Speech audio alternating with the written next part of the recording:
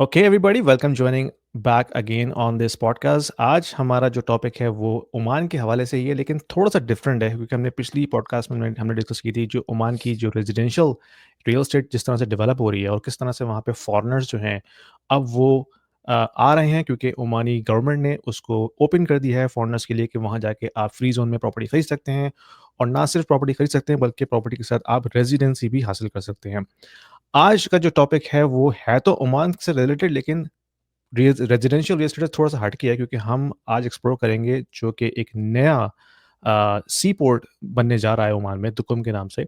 उस पे हम थोड़ी सी रोशनी डालेंगे मोहसिन भाई से कह के कि भाई वहाँ क्या चल रहा है और क्या अपॉर्चुनिटीज़ वहाँ पे हैं इन्वेस्टर्स के लिए, और उसका इम्पैक्ट क्या आएगा जीसीसी कंट्रीज़ पे गोइंग फॉरवर्ड। अगर हम अगले 5 से 10 साल की प्लानिंग करते हैं तो क्या वहाँ पे अपॉर्चुनिटीज़ हैं इन्वेस्टमेंट के हवाले से, तो उस पे आज हम थोड़ी डिटेल में बात करेंगे। तो please watch it till the end. और विदाउट फर्दर डू हम जंप इन करते हैं। अस्सलाम वालेकुम मोहसिन भाई, कैसे हैं आप? वालेकुम सलाम यासीन, आप ठीक हैं? खैरियत से हैं? ठीक-ठाक। तो जो हमारी पिछली पॉडकास्ट थी, जिसमें हमने रेज़िडेंसी और सिटीज़नशिप की जो न्यूज़ थी, उस पे बात की थी, तो उस पे काफ़ी लोगों ने एक्साइटमेंट दिखाई है और ओवर 5000 व्यूज़ अब तक हो चुके हैं।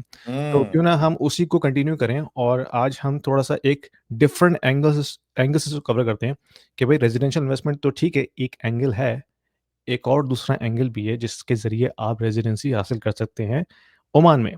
तो इस पे हम बात करते हैं। तो पहले तो बताइए कि आपने तो गवादर से शुरू किया था अपना जो रियल एस्टेट इन्वेस्टमेंट का जर्नी है।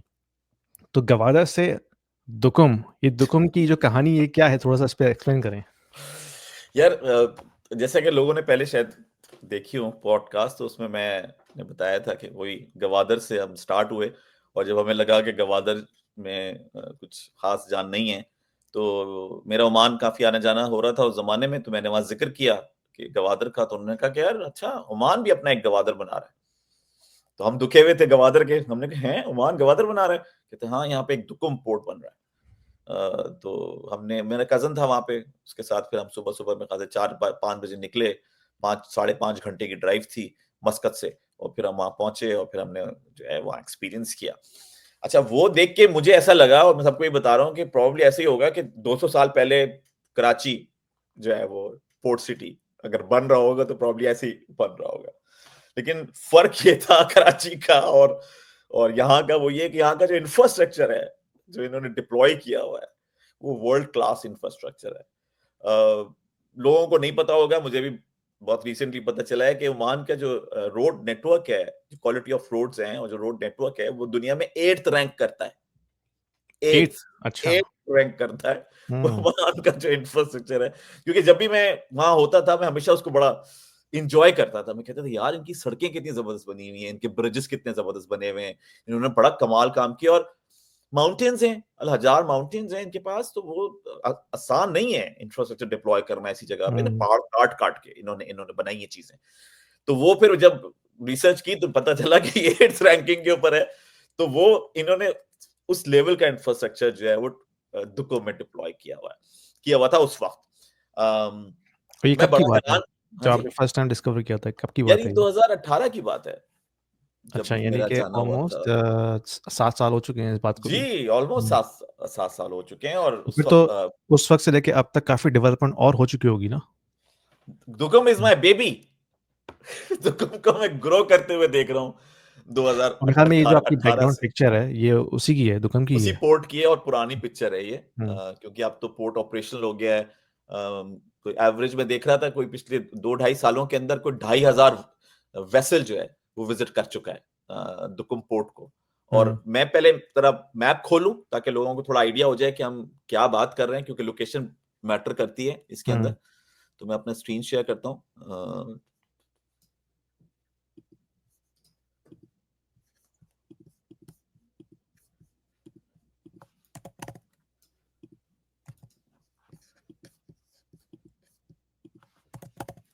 जी, अच्छा जनाब। इसका एडवांटेज गूगल मैप्स का ये है कि आपको ये कहीं पे भी ले ले जाता है। आपको कोई फ्लाइट बुक करने की ज़रूरत नहीं पड़ती। हुँ, फिर आप राइट, स्ट्रीट व्यू भी देख सकते हैं उसका। स्ट्रीट व्यू भी देख सकते हो, बिल्कुल ऐसे ही है। अच्छा, तो लोगों को जिनको थोड़ा-सा आइडिया है, कराची ये रहा, गवादर ये रहा। आपको मेरा हुँ, सीन नज़र आ रहा है? जी, जी। आ रहा है। और ये है दुकुम पोर्ट, हम्म ये ओमान है, सऊदी अरेबिया, यूएई, यमन, और ये दुकुम पोर्ट। अब इसकी जो सिग्निफिकेंस है ना दुकुम पोर्ट की, वो है स्ट्रेट ऑफ हुर्मुस। ये जो स्ट्रेट ऑफ हुर्मुस है, हम्म ये बहुत ही सेंसिटिव स्ट्रेट है, क्योंकि because of the conflict between Iran और ये जो अरब नेशंस हैं यहाँ पे, ऑयल हम्म रिच अरब नेशंस, उसकी वजह से यहाँ पे जो इंश्योरेंस है वो बहुत हाई होती है, और जब भी ईरान को प्रेशर देना होता है इस रीजन के अंदर, तो वो स्ट्रेट हुर्मुस को यूज करता है उस प्रेशर के लिए। हम्म तो अब तेल तो बहुत निकलता है, इराक का तेल, कुवैत का तेल, सऊदी अरेबिया का तेल, बहरीन का तेल, कतर की गैस, यूएई का तेल, लेकिन निकलता इस स्ट्रेट ऑफ हुर्मुज से है। तो तकरीबन हम्म कोई $1 ट्रिलियन का ट्रेड रूट है ये। और मेरे पास इसकी एक वो है थिंक पिक्चर, वो भी अगर देख लें तो लोगों को और थोड़ा सा आइडिया हो जाएगा। तो वो बेसिकली इस थ्रेड को जो है वो न्यूट्रलाइज कर सकते हैं ना, अगर हाँ, आप दुकुम को यूज़ एब्सोल्युटली, करें। एब्सोल्युटली। और इस उसके लिए जितनी भी जीसीसी कंट्रीज हैं उनको आपस में कोलैबोरेट करना पड़ेगा अगर उन्होंने ओमान का पोर्ट यूज़ करना है एब्सोल्युटली, ना? क्योंकि ये जीसीसी जो है, क्योंकि ऑलरेडी इनकी काउंसिल बनी हुई है जीसीसी की, हम्म तो इनके लिए इनको इन्फ्लुएंस करना कि तुम हमारा पोर्ट यूज करो आसान है। मैंने थोड़ी सी कैलकुलेशंस की थी इसके ऊपर, तो तकरीबन $770 बिलियन का ट्रेड रूट है ये, per year. Including per year का, इंक्लूडिंग $100 बिलियन की trade of Jebel Ali port जो कि यहाँ पे मौजूद है। तो हम्म इसका स्ट्रेट ऑफ हुर्मुज से बाहर होना जो है, वो इसकी इसकी की स्ट्रेटेजिक लोकेशन है। स्ट्रेटेजिक हाँ, लोकेशन है। लेकिन हमें और सवाल ये बनता है कि जी जी ये तो ऑब्वियसली हमें नज़र आ रहा है कि ये तो एक बहुत एडवांटेज है ओमान के लिए कि वो इस हम्म, पोर्ट को यूज़ करे, और तमाम जो दूसरी कंट्रीज़ हैं जो कि लैंडलॉक्ड हैं, जैसे हम्म, कि अ, कुवैत, कुवैत खैर उस पे है, लेकिन ऑफ कोर्स उसको जाना तो वहीं से पड़ेगा, जी जी तो जी, वो इजीली यूज़ कर सकता है। हम्म, तो अभी तक क्यों नहीं यूज़ किया उन्होंने? बहुत अच्छी बात है। देखें, जब इन्होंने इसको स्टार्ट किया था ना, तो वो पीरियड था कोई 2011 में इन्होंने अनाउंस किया था कि हुँ, हमें जो है वो दुकुम पोर्ट को डेवलप करना है। आपको याद हो मैंने पहले मेंशन किया था कि 2010 से लेकर 2020 तक सुल्तान काबूस को कैंसर था, और वो तकरीबन 5 साल मुल्क से बाहर रहे। तो 10 साल एक तरह से लीडरशिप 50% रही उस कंट्री में, और हुँ, 50% बाहर रही। अब क्योंकि लीडरशिप ही नहीं थी, तो जो अग्रेसिवनेस होती है प्रोजेक्ट्स को पुश करने की, हुँ, वो मौजूद नहीं थी। और दूसरी 2014 के अंदर जो है ना, जो ये प्रॉपर्टी प्राइसेस गिरी थी, सॉरी प्रॉपर्टी प्राइसेस कह रहा हूं, ऑयल प्राइसेस गिरी थी, तो ओमान की सिचुएशन काफी खराब हो गई थी। और हुँ, उसके बाद ओमान को लोन लेना पड़ा था तकरीबन 2020 तक। तो जो लोन टू जीडीपी रेशो है तकरीबन 70% तक का पहुंच गया था। तो एक तो फाइनेंशियल प्रॉब्लम खड़ा हुआ था इनके साथ, दूसरा लीडरशिप मौजूद नहीं थी। इस वजह से इन्होंने स्पोर्ट को इतना पुश नहीं किया, ऑल्दो कि डेवलपमेंट इन्होंने स्टार्ट करा दी थी, लेकिन एग्रेसिव पुश नहीं था। जो पुश मुझे नजर आ रहा है, अगर मैं रिसेंट बातचीत करूं, तो वो मुझे पुश नजर आ रहा है अब अपने उससे क्या कहते हैं, जब से नए सुल्तान ने टेक ओवर किया है अच्छा, 2020 में। और जैसे ही नए सुल्तान ने टेक ओवर किया, ऑब्वियसली कोविड आ गया पीछे, ओमान की फाइनेंशियल सिचुएशन अच्छी नहीं, तो हुँ, उन्होंने वो सारे रिफॉर्म स्टार्ट कर दिए। हम लास्ट पॉडकास्ट में भी डिस्कस कर चुके हैं कि ओमान क्यों खुल रहा है। तो उस खुलने के में एक बहुत बड़ा जो फैक्टर है, वो फैक्टर दुकुम पोर्ट का भी है। यानी जिस पिलर के ऊपर गवर्नमेंट रिलाय कर रही है आगे बढ़ने के लिए, उसमें एक सिग्निफिकेंट पोर्शन जो है वो दुकुम पोर्ट का है। अ, पहले जो पुराना पोर्ट था वो था मथुरा का, मस्कत का। वो पोर्ट इन्होंने बंद कर दिया। अब सिर्फ वहां पे जो क्रूज लाइनर्स हैं, जो टूरिस्ट को लेकर आते जाते हैं, सिर्फ वो डॉक करेंगे वहां पे। हुँ, बाकी जो पोर्ट पे आप फोकस इंक्रीज होगा, क्योंकि मस्कत का पोर्ट बंद हो गया है, वो दुकुम है, और सोहार का पोर्ट है। सोहार का पोर्ट भी थोड़ा स्टेट ऑफ हुर्मुज के अंदर तरफ की तरफ है, अच्छा, लेकिन दुकुम का पोर्ट नीचे। तो ओमान इतना सीरियस है कि उसने मस्कत का पोर्ट बंद कर दिया अपना, दुकुम हुँ, दुकुम के लिए। अच्छा, फिर लोग ये भी कहते हैं कि यार इनका तो सलाला का पोर्ट भी है, तो सलाला का पोर्ट भी तो पहले था, तो ये दुकुम पोर्ट बनाने की क्या जरूरत थी। अच्छा, आपको पता है सलाला का पोर्ट जो है वो करीब है यमन यमन के। से, हुँ, अब आप जा रहे हैं इंटरनेशनली और आप कह रहे हैं कि भाई आइए हमारे पोर्ट पे इन्वेस्टमेंट कीजिए। अब जैसे ही मैप खुलेगा, आप क्या देखेंगे? सलाला। और हुँ, सलाला के साथ क्या देखेंगे? यमन। और जब हुँ। आप यमन देखेंगे तो फिर आप क्या सोचेंगे कि यार ये तो वो बड़ा तो अभी से रॉकेट रिस्की मार पोर्ट रहा हो है। जाएगा, हमारे लिए बड़ा रिस्की इन्वेस्टमेंट हो जाएगी। बिल्कुल, तो इसलिए अगर आप दुकुम को देखते हैं, तो Duqm is right in the center of Oman, यानी मस्कत और सलाला के बिल्कुल बीच में है, तकरीबन 550 किलोमीटर दूर, और इसका एक्सेस भी शॉर्टेस्ट रूट है यहां से अगर हम देखें। अच्छा, अब आपने ये भी कहा था कि ये इन्होंने अभी तक क्यों नहीं किया। कुवैत ने $9 बिलियन की रिफाइनरी लगा दी है दुकुम के अंदर, दुकम में। कुवैत में, और उसका सुल्तान हेतम ने लास्ट ईयर फरवरी में इनॉग्रेशन कर दिया। और जैसे ही इनॉग्रेशन किया, मेरा स्क्रीन नजर आ रहा है आपको? नहीं, मैंने बंद कर दिया था क्योंकि फिर हम आपकी वीडियो जो ना मेरी वीडियो आ वीडियो है गई वो थी, हाँ, काफी अगर आप स्लो होती है। मैं अगर कर लें हम दोबारा से। अच्छा, अच्छा, कर अब लो। जैसे ही वो इनॉग्रेट हुई है रिफाइनरी, ओमान की दुकुम रिफाइनरी फैब में, और रेड सी का इशू याद है आपको खड़ा हो गया था। जी। ये देखिए,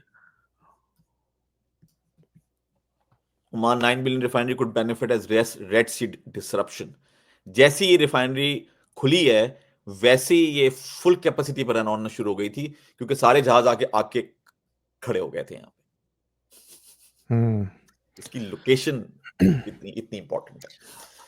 सो हाँ, मेरा मेरा क्वेश्चन ये था कि अब कितने साल हो गए ना दुबई के पोर्ट को भी डेवलप हुए हुए, तो पहले कभी इनको ये ख्याल क्यों नहीं आया कि हम क्यों इस पोर्ट को डेवलप करें, क्योंकि सुल्तान ईरान का कॉन्फ्लिक्ट तो हमेशा से है। सुल्तान काबूस को अपनी पोजीशन न्यूट्रल रखनी थी। उन्होंने हम्म। अपनी रिलेशनशिप्स को कॉन्फ्लिक्ट रेजोल्यूशन के लिए यूज किया। उस कंट्री ने 50 साल में अपने आप को पोजीशन किया है एज अ न्यूट्रल एंटिटी।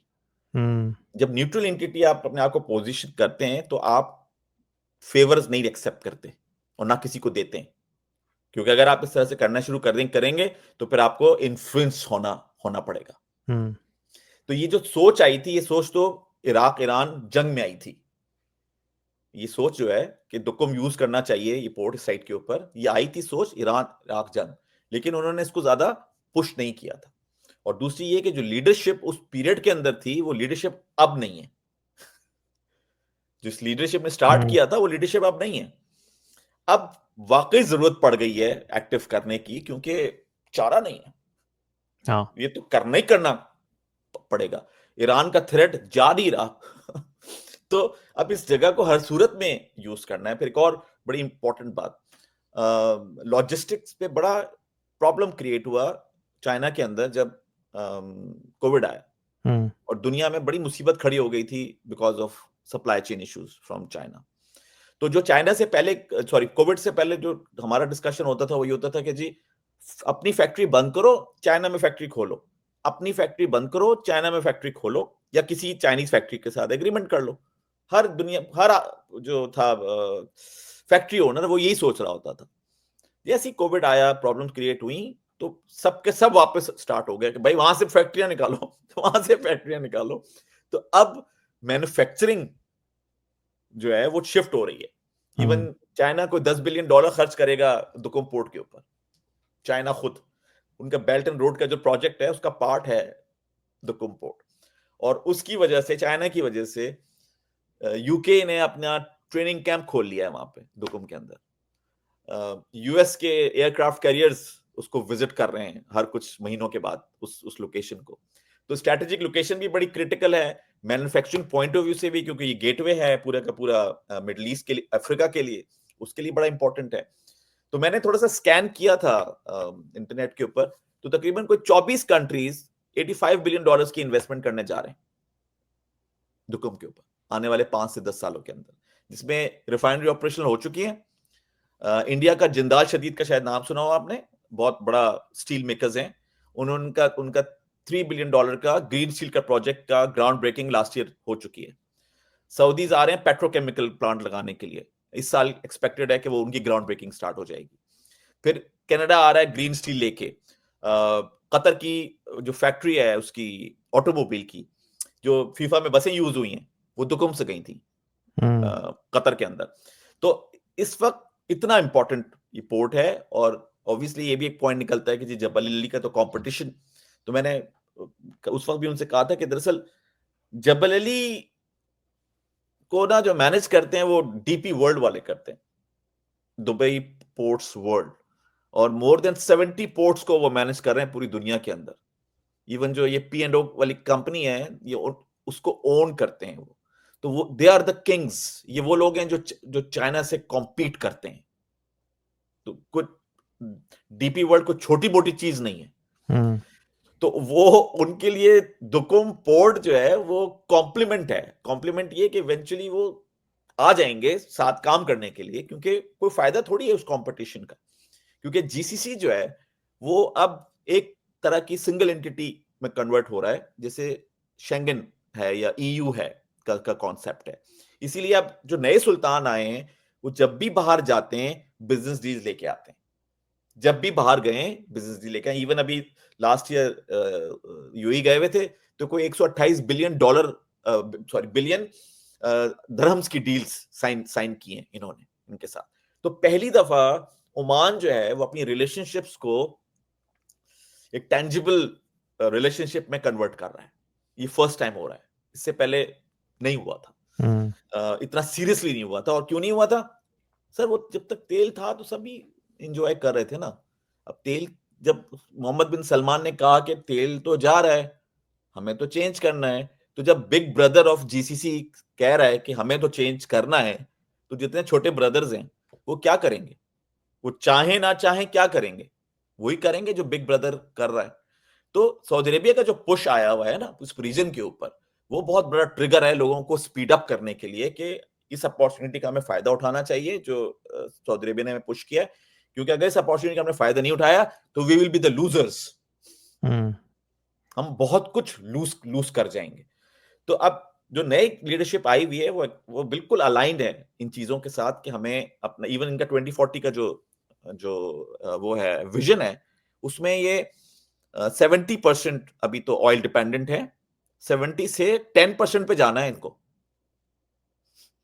10% पे 90% इनको नॉन ऑयल तो करना पड़ेगा ना, क्योंकि जिस तरह से इकोनॉमी वो ग्रीन इकोनॉमी एनर्जी, चाहिए हाँ, जो चाहिए। ग्रीन एनर्जी डेवलप हो रही है, ईवीज क्रिएट हो रही हैं, और फिर बिल्कुल। साथ में उनकी डिप्लॉयमेंट भी बढ़ रही है ना। पहले आज से 10 साल पहले ईवीज आपको बहुत कम नज़र आती थी सड़कों पे, अब तो बहुत ज़्यादा नज़र आती हैं। फिर उनके इंफ्रास्ट्रक्चर डेवलप हो रहा है, चार्जिंग स्टेशन बन रहे हैं। तो ओवरऑल अगर हम नेक्स्ट 10 ईयर्स को प्रोजेक्ट करते हैं तो जो एडॉप्शन है ईवी की वो काफ़ी बढ़ जाएगी। तो फिर ऑफ कोर्स ऑयल का जो रिलायंस है वो पूरी दुनिया में कम होगा। कम तो वो होगा। तो उनके पास चॉइस ही नहीं है। और ओमान जो है वो सिग्निफिकेंटली इन्वेस्ट कर रहा है हाइड्रोजन पे। वो हम्म अपने आप को टॉप 10 एक्सपोर्टर जो है उस लिस्ट में देखना चाहता है हाइड्रोजन की। तो उसने तकरीबन कोई 22 बिलियन डॉलर के कॉन्ट्रैक्ट साइन किए हुए हैं बीपी के साथ, शेल के साथ। और दुकुम उनका जो है वो मेजर हब है। वो ये कह रहे हैं कि जी इवन 90% जो एनर्जी हम यूज करेंगे वो सारी की सारी जो है वो रिन्यूएबल सोर्सेस से आ रही हम्म होगी, क्योंकि लैंड की तो इनके पास वहां कमी है ही नहीं। एडिशनल चीज, मिडिल ईस्ट का पहला स्पेस पोर्ट दुकुम में बन रहा है, बन अच्छा चुका है। बल्कि रॉकेट भेज चुके हैं एक लास्ट ईयर। अच्छा, ये इस मुझे साल, पता नहीं था। हाँ इस साल और रॉकेट। तो US is very much interested in that port, क्योंकि यूएस स्पेस का सिलसिला है। हम्म और उसकी लोकेशन है वो बिल्कुल वही लोकेशन है जो टेक्सास की है, फ्लोरिडा की है, जहां से ये भेजते हैं ना, बिल्कुल सेंटर ऑफ द अर्थ से भेजते हम्म हैं क्योंकि होता है। तो ओमान की भी एग्जैक्टली वहीं पर है। तो इस साल भी इनके प्लान्स हैं रॉकेट रॉकेट भेजने के। और ये दुकुम में इतलाक नाम है उस एंटिटी का, और वो स्टैब्लिश हो चुकी है। सो दुकुम की सिग्निफिकेंस स्पेस के पॉइंट ऑफ व्यू से, दुकुम की सिग्निफिकेंस फिशरी के पॉइंट ऑफ व्यू से, दुकुम की सिग्निफिकेंस हाइड्रोजन के पॉइंट ऑफ व्यू से, दुकुम की सिग्निफिकेंस मैन्युफैक्चरिंग के पॉइंट ऑफ व्यू से, एंड दुकुम की सिग्निफिकेंस फिर टूरिज्म के पॉइंट ऑफ व्यू से, क्योंकि प्रिस्टीन बीचेस हैं। वहां का टेम्परेचर, यानी हमें सुबह सुबह जून में जब हम गए, ठहरे भी थे, हम कह रहे थे कितना अच्छा मौसम है, बिल्कुल गर्मी नहीं है सुबह सुबह। तो वेदर क्योंकि डिफरेंट है, लोकेशन इसकी डिफरेंट है, तो मस्कत से और बाकी जगहों से वेदर बहुत बहुत हम्म फर्क है। इसका टेम्परेचर इसका काफी काफी हाँ, डाउन है। और पिछली मेरे ख्याल में एक दो पॉडकास्ट में बात भी की थी कि सलाला का भी वेदर काफ़ी डिफरेंट है। सलाला का वेदर बिल्कुल यानी कि ग्रीनरी है, वहाँ पे बारिश ज़्यादा होती है, तो उसका जो टेम्परेचर है वो मस्कत से काफ़ी डिफरेंट है। वो उसका फर्क ये कि जब खरीफ सीजन आता है ना तो वहाँ पहाड़ होते हैं, हम्म तो वो फिर बादल रुक जाते हैं वहां पे। हाइट्स हैं तो बादल हम्म रुकते हैं, तो वहां वेदर पूरा चेंज हो जाता है, पूरी पूरी जमीन ग्रीन हो जाती है, और फिर हम्म वाटरफॉल्स हैं और सब कुछ है। लेकिन वो सिर्फ खरीफ में होता है, हम्म बाकी साल नहीं होता। वो सिर्फ खरीफ सीजन। तो इस वक्त राइट। खरीफ सीजन में जैम पैक होता है, ट्रैफिक भरा हुआ होता है वहां पे, हम्म। प्राइसेस को 4 टाइम्स इंक्रीज हुई हुई होती है, क्योंकि सारा जीसीसी जो है वो फिर सलाला में होता है, वहीं पे होता है, सब हाँ। सब भागते हैं वहां पे खरीफ, ठीक क्योंकि है। इतनी शदीद गर्मी होती है वहां की। सही है। सो मिडल ईस्ट अफ्रीका का लार्जेस्ट फ्री जोन है ये, 2000 हम्म। स्क्वायर किलोमीटर का एरिया है, और वेरी वेरी हाई पोटेंशियल। हम्म। जैसे मैंने कहा $85 बिलियन हम एक्सपेक्ट कर रहे हैं आने वाले 5 से 10 सालों के अंदर। सही। चलो, ये तो हमने बात कर ली कि वहाँ पे हो क्या रहा है, क्यों इतनी अटेंशन दी जा रही है दुकम को। अब आप एक एवरेज इन्वेस्टर को बताएं कि वहाँ पे उसके लिए क्या अपॉर्चुनिटीज़ हैं इन्वेस्टमेंट करने की। और हमने मेरे ख्याल में पिछली एपिसोड में बात की थी कि दुकम एक क्विकेस्ट वे है रेजिडेंसी लेने का, क्योंकि यहाँ पे आप अगर कोई इंडस्ट्रियल इन्वेस्टमेंट करते हैं या ऑफिस स्पेस भी ले लेते हैं तो उसकी बेस पे भी आपको रेजिडेंसी मिल जाती है। तो पहले तो आप थोड़ा सा उसकी गाइडलाइंस बता दीजिए कि अगर वहाँ पे इन्वेस्टमेंट के ज़रिए रेजिडेंसी लेनी है तो क्या तरीका है उसका, और उसका जो बॉटम प्राइस फ्लोर है वो क्या है, और फिर आगे हम चल जाए कि मज़ीद और क्या इन्वेस्टमेंट अपॉर्चुनिटीज़ वहाँ पे हैं। बिल्कुल सही है। अच्छा, ऑब्वियसली क्योंकि फ्री ज़ोन है, अब इस वक़्त बहुत अर्ली डेज़ के अंदर है, अट्रैक्ट करना चाहता है इन्वेस्टर्स को, अर्ली बर्ड इन्वेस्टर्स को। तो उसने किया ये है कि उसने कहा है कि जी आप आइए यहाँ पे, और प्रॉपर्टीज़ अगर आप खरीदते हैं, तो उस प्रॉपर्टीज़ के अगेंस्ट हम आपको रेज़िडेंसी ऑफ़र करते हैं। अच्छा, अब स ऑब्वियसली क्योंकि बिल्कुल नई जगह है, तो जो प्राइस पॉइंट है इसका मस्कत से, वो तकरीबन 40% कम है। इवन जो ऑफ़िस स्पेसेस हैं, वो $67,000 से आपको जो है वो रेज़िडेंसी ऑफर करते हैं वो। तो ये इस वक्त चीपेस्ट रेजिडेंसी ना सिर्फ ओमान में बल्कि पूरे जीसीसी के अंदर है। तो तो ये यानी कि आप कह रहे हैं कि $67,000 अगर कोई खर्च करे, इन्वेस्ट करे दुकम के अंदर, चाहे वो छोटा सा एक ऑफिस स्पेस ही क्यों ऑफिस ना ही क्यों हो, ना ले ले, बिल्कुल तो उसकी बेस पे आपको 2 साल का रेजिडेंस परमिट मिल जाता है। रिन्यूएबल 2 साल का हम्म। रेजिडेंस तो आपको एज मिल लॉन्ग एज जाएगा, आपको आप और आपकी उस, फैमिली को। हाँ, अच्छा, फैमिली भी शामिल है उसमें, यानी कि जी जी, फैमिली फैमिली में शामिल है, बिल्कुल। आपके इमीडिएट यानी कि फैमिली में बीवी और बच्चे तो होंगे, जी जी पेरेंट्स जी। को भी इन्वॉल्व कर सकते हैं इसमें। जी, दरअसल इनके कुछ लॉज जो हैं वो चेंज हो रहे हैं उसके, हम्म। लेकिन ये है कि जो आपकी फर्स्ट कहते हैं ना वो फर्स्ट ब्लड वाली जो फैमिली है, वो इंक्लूडेड है, क्योंकि जो इस वक्त ओमान के अंदर जो इमिग्रेशन कंट्रोल करती है वो एक एंटिटी करती है, उसका नाम है रॉयल ओमान पुलिस, हम्म। आरओपी। तो आरओपी ऑब्वियसली मस्कत के अंदर क्योंकि काफी ज्यादा मेच्योर हो चुकी हैं वो चीजें, जो हम बता रहे थे कि उसमें पेरेंट्स भी इंक्लूडेड हैं और वो भी इंक्लूडेड हैं। इनके लॉज थोड़े से अभी डिफरेंट हैं, लेकिन वो चेंज हो रहे हैं, तो उसमें फिर ऑब्वियसली पेरेंट्स भी एड अप हो जाएंगे, लेकिन अभी जो है वो आपकी फैमिली जो है वो इंक्लूडेड है इसके तो सुनने वालों के लिए ये एक खबर है बहुत बड़ी कि अंदर। आप $67,000 जी, इन्वेस्ट करके दुकम में रेजिडेंसी ले सकते हैं ओमान के लिए, और ये ऐसे ही रेजिडेंसी है, पूरे ओमान में कवर होगी, यानी कि बिल्कुल फिर सही आप है। भले ही आपने इन्वेस्टमेंट दुकम में की है, ज़रूरी नहीं है कि आप वहीं पे रहें। आप मस्कत में रह सकते हैं, आप सलाला में रह सकते हैं, आप कहीं भी रह ऐसे ही है, सकते हैं उस जी, रेजिडेंसी वीज़ा की बेस के ऊपर। ऐसे ही है, ऐसे ही है।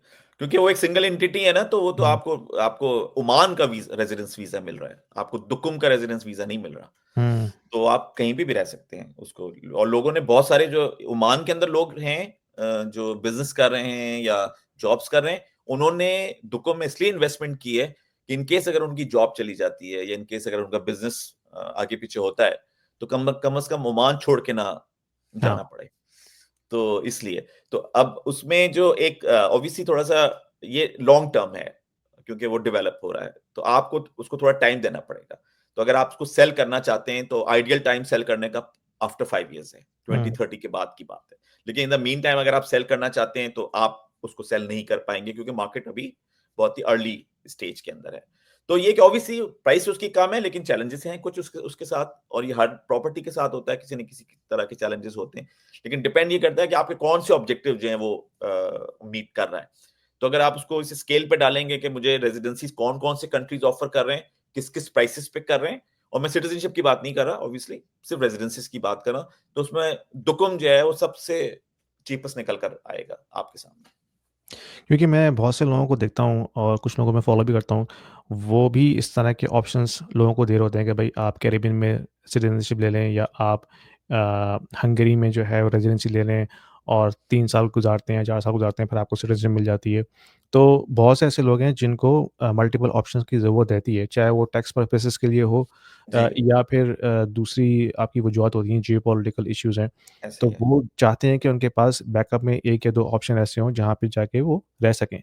हुँ, तो दुकुम एक चीपेस्ट ऑप्शन आपको प्रोवाइड कर रहा है कि आप $67,000 दें और उसकी बेस के ऊपर आप इन्वेस्टमेंट के थ्रू रेज़िडेंसी ले सकते हैं, वो भी 2 साल की, जो कि रिन्यूएबल है। एज़ लॉन्ग एज़ आप उस प्रॉपर्टी को रखते हैं अपने नाम पे, तो वो आपका रेज़िडेंसी जो है वो रिन्यू होती रहेगी। और ना हुँ, सिर्फ़ हुँ। आपकी बल्कि आपके बच्चों और आपकी वाइफ़ की भी। Plus 0% tax on capital appreciation. Hmm. फिर वैट नहीं है। अच्छा वैट अभी तक नहीं है। मस्कत में वैट है, यहाँ हुँ, वैट नहीं। There is no VAT, no 5% VAT. अच्छा। तो मस्कत में मस्कत है, यहाँ नहीं है, तो ये मतलब सिटी वाइज़ उन्होंने वैट अप्लाई किया है? ये तो फ्री ज़ोन है ना। हुँ। जो फ्री ज़ोन है ना, उनको ये एक अलग कंट्री की तरह ट्रीट करते हैं।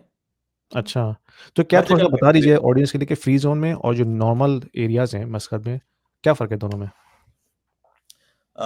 सिर्फ मस्कत ओमान में ही नहीं बल्कि ओवरऑल अगर आप किसी भी कोई भी फ्री ज़ोन निकालेंगे, जैसे यूएई में भी फ्री ज़ोन्स निकालेंगे हुँ, आप, तो वो करते ये हैं कि उन्होंने अपने जो इंटरेस्ट है ना वो प्रोटेक्ट करना होता है। इंटरेस्ट मीन्स अपनी जो लोकल लोग हैं वहाँ के, उनका करना होता है। हुँ, तो इसलिए करते ये हैं कि वो सर्टेन एरिया को एक ज़ोन बना देते हैं और उसका नाम रख देते हैं ये फ्री ज़ोन है, X, Y, Z free zone. इस फ्री ज़ोन की में उस ज़ोन के अंदर जो भी एक्टिविटी होगी, उसके लॉज़ फ़र्क होंगे। उस पे टैक्स अच्छा, नहीं होगा, उसमें ये भी कर सकते हैं, ये भी नहीं कर सकते। तो इस तरह से उन्होंने एक छोटे-छोटे टैक्स अट्रैक्ट करने के लिए लोगों को बाहर से, क्योंकि बाहर से लोगों को भी तो बुलाना है, लोग कैसे आएँगे? अगर हुँ, अपने लोगों का इंटरेस्ट अगर ये इंटैक्ट रखेंगे अपने लोगों का, तो बाहर के लोगों को तो शायद प्रॉब्लम होगी। तो इसलिए वो ये एक आउटलेट इन्होंने बनाई हुई है और उस बेसिस के ऊपर ये एक सर्टेन एरिया को डिक्लेयर कर देते हैं कि भई ये फ्री ज़ोन है, इसके हुँ, अपने लॉज़ हैं। हुँ, अपनी चीज़ें हैं इसकी। तो वो उससे ये होता ये है कि उसमें बाहर के लोग भी आ जाते हैं और जो अगर लोकल आना चाहें, वो भी आ जाते हैं। तो ये जो लार्जेस्ट फ्री ज़ोन की मैं बात कर रहा था आपसे, तो दुकुम जो है वो मिडल ईस्ट और अफ्रीका का लार्जेस्ट फ्री ज़ोन है, जिसके अंदर जो लॉज़ हैं, वो डिफरेंट हैं। और डिफरेंस क्या है? जैसे मैंने आपको बताया यहाँ वैट नहीं है, क्योंकि इन्होंने अट्रैक्ट करना है। ओमान के हुँ। अंदर वैट है, सलाला के अंदर वैट है, मस्कत के कहीं और जहाँ जाएँगे ये प्रॉपर्टी ये खरीदेंगे कितना है वैट पे करना 5% है पड़ेगा। जितना दुबई में है? 5% है। मैंने खुद सुना था दुबई कि दुबई में प्रॉपर्टी पे वैट नहीं है, प्रॉपर्टी बाइंग पे वैट नहीं है। अच्छा, अगर प्रॉपर्टी आप खरीदते हैं तो आपको हुँ, उस पे वैट नहीं है दुबई के अंदर। यहाँ पे मस्कत में अगर आप प्रॉपर्टी खरीदते हैं तो हुँ, उस पे 5% वैट है। जो प्राइस आप दे रहे हैं उसके ऊपर 5% देना है। अच्छा। यहाँ दुकुम में जो 67,000 है वो 67,000 ही हैं। वैट नहीं है उसके ऊपर कोई। और जिस तरह दुबई में डीएलडी फीस होती है, तो यहाँ पे कितनी फीस होगी दुकम में? जी, जी। दुकुम में है 0.5%। अच्छा, टोटल ट्रांज़ैक्शन कॉस्ट। 0 पॉइंट और ये 2 साल में गिर गई है। हुँ, तो ये पहले 2% थी, फिर ये 0.5 पे लेकर आ गए। मस्कत में 3% है डीएलडी सही है, फीस। डीएलडी सही है। मीन्स दुबई के लैंड डिपार्टमेंट हाँ, और तो या यानी कि टैक्स ये टैक्स एक और अट्रैक्शन है एक और इन्वेस्टर्स के लिए अगर आपने चीपेस्ट रेज़िडेंसी लेनी है, तो आप दुकुम में जो है 0.5% जो लैंड ट्रांसफ़र टैक्स जिसको हम यहाँ पे कहते हैं, वो दे के आप ले सकते हैं। अच्छा ये बताएँ कि जो ओवरऑल इन्वेस्टमेंट का जो अच्छा हाँ, मैं एक चीज़ मैं पूछना चाहता कि अभी मैं सुना था कि इनकम टैक्स जो है इंट्रोड्यूस करने का सोच रहे हैं लोग या मेरे ख़्याल में इन प्रोसेस है। तो उसके बारे में आपके पास क्या अपडेट्स हैं कि वो कब से इम्प्लीमेंट हो रहा है, कितने परसेंट होगा? यार उसके बारे में अभी मेरे पास स्पेसिफिक्स नहीं है क्योंकि अभी वो डिस्कशन चल ही रहे हैं उनके। हुँ, लेकिन पहले ये था कि $100,000 अगर आप कमाते हैं तो फिर आप पे टैक्स होगा। अब उन्होंने वो इंक्रीज़ करके $130,000 तक कर दिया है इन्होंने। तो हुँ, अभी क्योंकि फर्स्ट टाइम कर रहे हैं ना टैक्सेस को, तो अभी ये आगे-पीछे हो रहे हैं। इधर जा रहे हैं, उधर हाँ, जा रहे हैं, उधर जा रहे हैं, इधर जा रहे हैं। तो अभी तक 100% नहीं है लेकिन पहले स्ट्रिक्ट हो गए थे 100,000 तक, अब खोल दिया 130,000 क्योंकि वो आना शुरू हुआ है। टैक्सेस तो आ रहे हैं मिडल ईस्ट में, इस रीजन के अंदर भी, क्योंकि हुँ, ऑयल तो अब जा रहा है, तो वो तो अब नहीं रोक सकते आप। हाँ, ये है कि वो जो परसेंटेज ऑफ टैक्सेस है, वो काफ़ी काफ़ी कम होगा, काफ़ी स्वीट होगा और जब आप इंटरनेशनल कंट्रीज़ के साथ इसको कंपेयर करेंगे, तो आप कहेंगे, "यार, यहाँ पे अभी भी कम है, यहाँ पे अभी भी कम है।" तो वो आपको वो करके देंगे, लेकिन टैक्सेस तो आ रहे हैं और आहिस्ता आहिस्ता हर जगह पे टैक्सेस आने शुरू हो जाएंगे।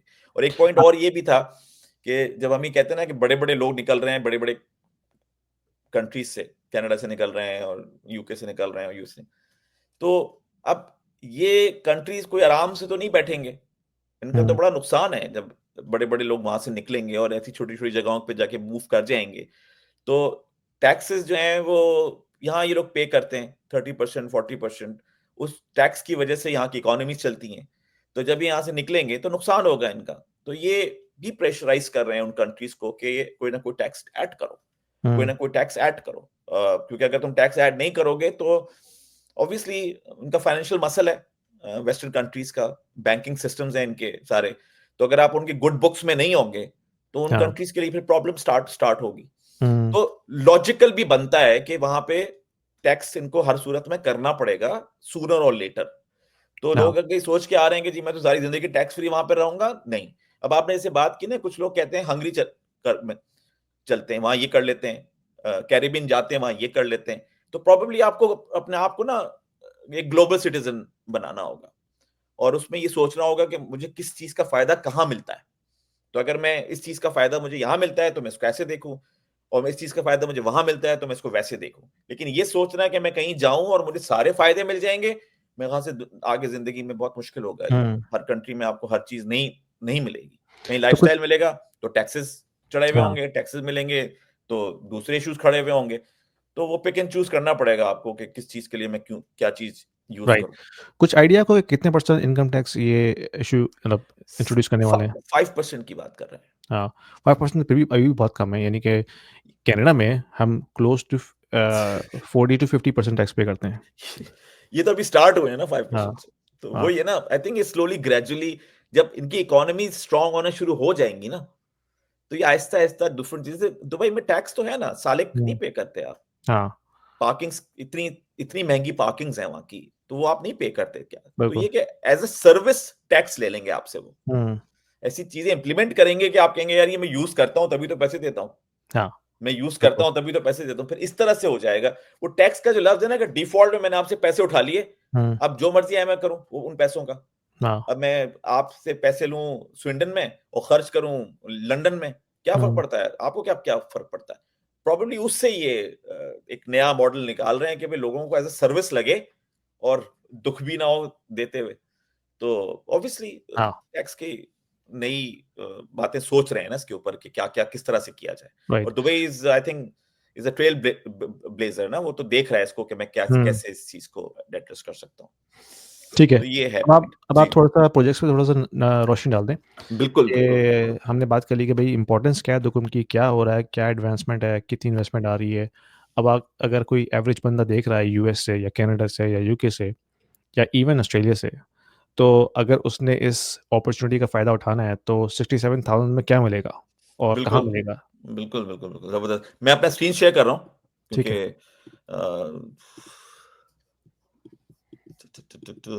बिल्कुल बिल्कुल बिल्कुल। मेरा स्क्रीन नजर आ रहा है आपको? जी। अच्छा, ये थोड़ा सा आई थिंक फ्रीज हो जाता है। Right right right right. अच्छा, दुकुम में ये एक बिजनेस डिस्ट्रिक्ट बनने जा रहा है। दुकुम का पहला बिजनेस डिस्ट्रिक्ट होगा और इसमें कोई अराउंड 20 बिल्डिंग्स हैं। ये टॉप व्यू है इसका। ये सारे सामने ऑफिस बिल्डिंग्स हैं सारी जो हुँ, नजर आ रही हैं आपको। ये एक बिजनेस होटल है, फिर कुछ रेजिडेंशियल यूनिट्स हैं पीछे, और फिर कुछ रिटेल एरिया है और कम्युनिटी हॉल है। तो इस तरह का इंफ्रास्ट्रक्चर जो है वो दुकुम में डिप्लॉय होने जा रहा है। और ये हुँ, एक प्रोजेक्ट है जो कि मैं आपको इसकी अभी तस्वीर दिखा रहा हूँ, फिर मैं इसकी लोकेशन आपको दिखाता हूँ कि ये कहाँ पर है। तो इस तरह की वहां पे अपॉर्चुनिटी अवेलेबल है, जहां पे आपको ये टॉप फ्लोर नजर आ रहा है, फिफ्थ वाला, जी, जी। यहाँ पे आपको एक ऑफिस मिल जाएगा इस टॉप फ्लोर के ऊपर। और ये सारी सही। ग्राउंड प्लस 5 वाली बिल्डिंग्स हैं, क्योंकि जैसे कि बहुत से लोगों को पता होगा कि ओमान में जो हाई राइज बिल्डिंग्स हैं वो ज्यादा पसंद नहीं की जाती। हुँ, तो ये ज्यादातर जो बिल्डिंग्स हैं ये ग्राउंड प्लस 5 वाली बिल्डिंग्स हैं सारी की सारी। आप देखें, सारा लो लाइन इंफ्रास्ट्रक्चर है सारा। हुँ, ठीक है। तो इस तरह की चीजें जो है वो डेवलप होने जा रही हैं। ये इनका रिटेल एरिया है, कम्युनिटी सेंटर बना हुआ है, पीछे स्पोर्ट्स हॉल्स वगैरह हैं। ये इनके अपार्टमेंट्स हैं ग्राउंड प्लस 5। ग्राउंड फ्लोर पे भी अपार्टमेंट्स हैं और टॉप फ्लोर के ऊपर भी अपार्टमेंट्स हैं। रिटेल एरिया इन्होंने अलग किया हुआ है, वो ये वाला रिटेल एरिया है इस साइड राइट। के ऊपर। तो इस पूरी कम्युनिटी को ना ये एक तरह का लैंडमार्क बनाना चाहते हैं कि जब लोग दुकोमा आएंगे, यार तुम कहाँ रहते हो, कहते हैं मैं मेसन स्क्वायर में रहता हूँ। इस प्रोजेक्ट का नाम है मेसन स्क्वायर। तो इसमें ये इंटीग्रेटेड कम्युनिटी है पूरी की पूरी जो कि स्टैब्लिश करने जा रहे हैं। अब आ जाते हैं इनकी लोकेशन के ऊपर। ये अगर आपको वैसे अगर आइडिया हो गया हो तो मैं अगर इस पे आ जाता हूँ, थोड़ा सा पता चल जाएगा, फिर हम उस पर चले जाएंगे। मेसन स्क्वायर देखो जी। अच्छा, कराची की शारे फैसल देखी होगी आपने?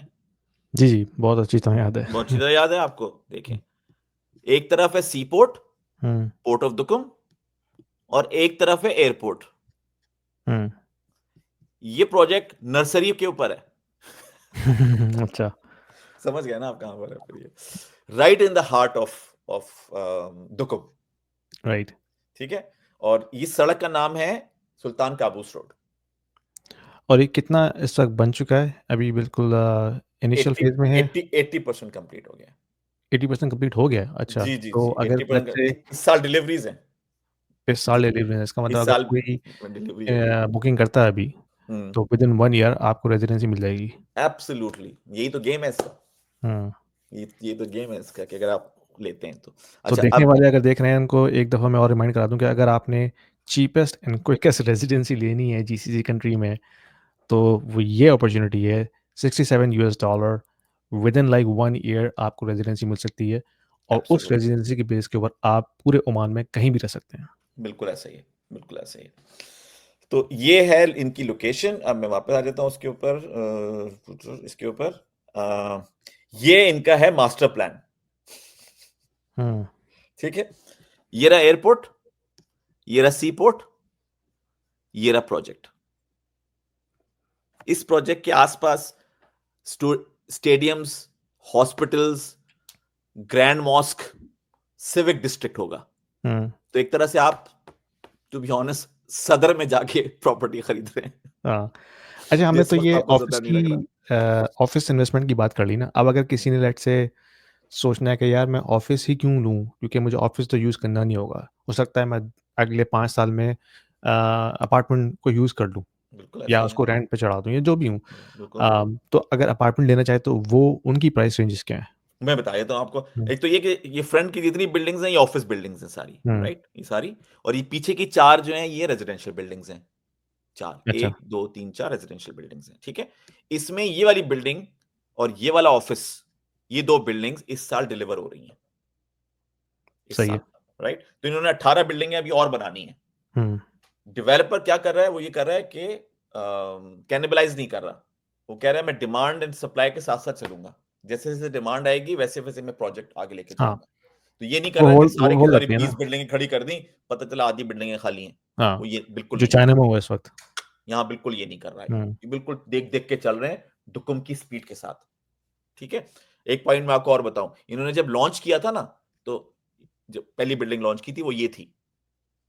और इनका प्लान ये था कि पहले ये बिल्डिंग तैयार करेंगे और फिर हुँ। आएंगे रेजिडेंस टावर्स की तरफ।